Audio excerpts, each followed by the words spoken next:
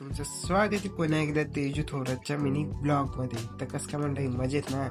तर मी निघालो होतो सकाळी सकाळी, मला शेगावला जायचं होतं. अचानक मध्ये प्लॅन ठरला, तर या गाडीत जायचं होतं. मस्त आम्ही आवरून घेतला. त्याच्यानंतर मी म्हणलं आता सर्व गाडीत बसूया. गाडीत बसल्यानंतर मावशीचा मुलगा गाणे लावत होता. त्याला म्हणलं चांगले गाणे लावड का असे झापूक झोपूक. त्याच्यानंतर आम्ही निघालो मस्त सगळे.